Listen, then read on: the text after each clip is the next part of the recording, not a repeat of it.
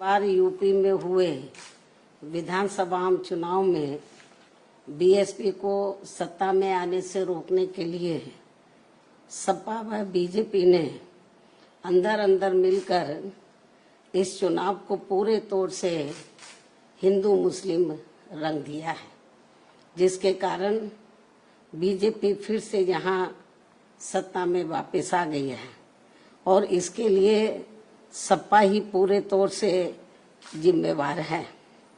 और अब यूपी में खासकर कमजोर वर्गों व मुस्लिम समाज के लोगों के ऊपर जो आए दिन जुल्म जाती हो रही है, तो उसके लिए भी सपा मुखिया ही पूर्ण रूप से जिम्मेवार व कसूरवार भी है। और अभी भी ये किस्म किस्म की अफवाहें फैलाने से बाज नहीं आ रहे हैं, जबकि अब तो इनको अपनी बचकानी व घिनौनी राजनीति बंद करनी चाहिए।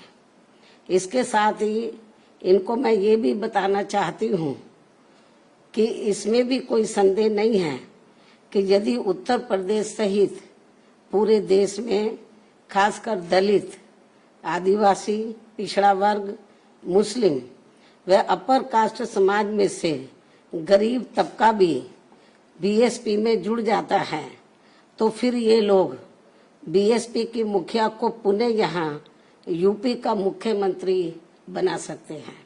और इतना ही नहीं बल्कि आगे चलकर देश का प्रधानमंत्री भी बना सकते हैं, क्योंकि इन वर्गों के वोटों में बहुत बड़ी ताकत है, बशर्ते यदि ये लोग एकजुट होकर बीएसपी से जुड़ जाएं और चुनाव में किसी भी प्रकार से गुमराह ना हो, किसी भी प्रकार के बहकावे में ना आए।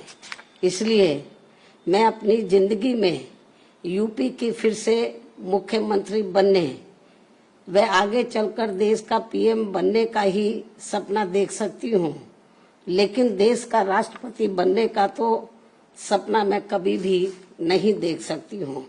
ये भी मैं इनको बताना चाहती हूँ, क्योंकि मैंने अपनी पूरी जिंदगी ऐश व आराम के लिए नहीं बल्कि बाबा साहब डॉक्टर भीमराव अंबेडकर एवं मान्यवर श्री कांशीराम जी के बताए हुए रास्तों पर चलकर व कदम कदम पर कड़ा संघर्ष करके इनके अनुयायियों को व खासकर दबे कुचले लोगों को अपने पैरों पर खड़ा करने के लिए समर्पित की है। ये भी इनको मालूम होना चाहिए।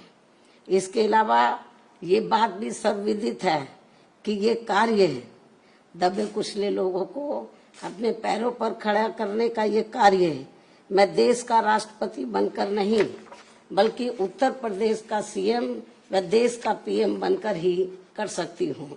इसलिए सपा के लोग अपने राजनीतिक स्वार्थ में मुझे जबरदस्ती राष्ट्रपति बनाने का जो सपना देख रहे हैं, तो उसे इनको भूल जाना चाहिए, कोई फायदा नहीं।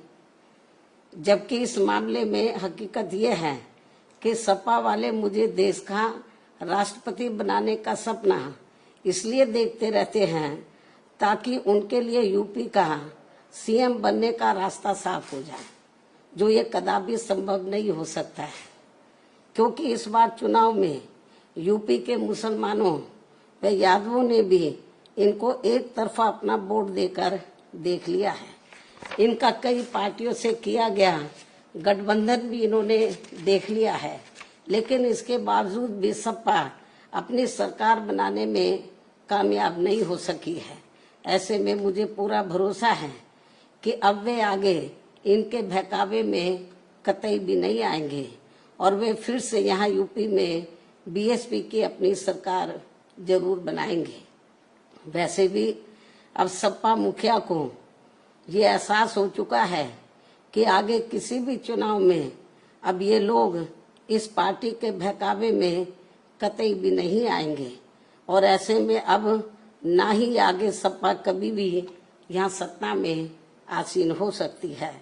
इसलिए अब वो विदेश भागने के भी फिराक में है, जहाँ उसने पहले से ही अपना काफी बंदोबस्त कर लिया है।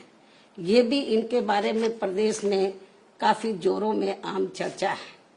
इसके साथ साथ यहाँ मैं ये भी बताना चाहती हूँ कि यूपी में बीएसपी की सरकार में दलित, आदिवासी व पिछड़े वर्गों में जन्मे हमारे महान संतों, गुरुओं व महापुरुषों आदि के आदर सम्मान में जो स्मारक व पार्क आदि बनाए गए थे, तो उनके रख रखाव को लेकर सपा सरकार में तो बहुत ज्यादा और अब भाजपा सरकार में भी काफी ज्यादा उपेक्षा हो रही है, जिसकी वजह से अब आए दिन सभी स्थलों की हालत काफी ज्यादा खराब हो चुकी है। और इस मामले में फिर से मैं वर्तमान भाजपा सरकार का ध्यान आकर्षित कराने के लिए और इस मामले में फिर से मैं रिपीट कर रही हूँ, बहुत इम्पोर्टेंट है क्योंकि मीडिया बहुत गलत तरीके से इसको हाईलाइट कर रहा था। और इस मामले में फिर से वर्तमान भाजपा सरकार का, क्योंकि सरकार का ध्यान आकर्षित कराने के लिए आज मेरी चिट्ठी को लेकर बीएसपी का एक प्रतिनिधिमंडल अर्थात श्री एस.सी. मिश्रा राज्यसभा सांसद व राष्ट्रीय महासचिव बसपा एवं श्री उमा शंकर सिंह बीएसपी विधानमंडल दल के नेता आदि यूपी के मुख्यमंत्री योगी जी से मिले हैं। इन स्थलों को लेकर इस संबंध में मैंने चिट्ठी लिखी मुख्यमंत्री जी को और इन दोनों को मैंने भेजा, आप चिट्ठी लेकर जाओ और उनको डिटेल में इन स्थलों की जो खराब हालत है उसके बारे में अवगत कराओ, ताकि इन स्थलों की हालत सही हो जाए। इस ओर सरकार ध्यान दे। मैं उनसे यही उम्मीद करती हूँ कि वे इस मामले में अब जरूर उचित व ठोस कदम उठाएंगे। चिट्ठी की कॉपी भी मीडिया को दे दी जाएगी, क्योंकि जो गलत प्रचार कर रहे हैं, आज ये दोनों मिले हैं, ये तो मेरी चिट्ठी लेकर मिले स्मारकों को लेकर कि स्मारकों की हालत बहुत ज्यादा खराब है और इस ओर सरकार ध्यान दे। और जो चिट्ठी लेकर मिले वो कॉपी भी हम मीडिया को भेज देंगे, ये भी मैं बताना चाहती हूँ। इसके साथ ही इस समय देश में रमजान का महीना चल रहा है, लेकिन जिस प्रकार से इस दौरान बिजली की कटौती की जा रही है, ये सब ठीक नहीं हो रहा है। इस मामले में केंद्र व सभी राज्यों की सरकारें जरूर सख्त व कठोर कदम उठाएं। बीएसपी की ये पुरजोर मांग है।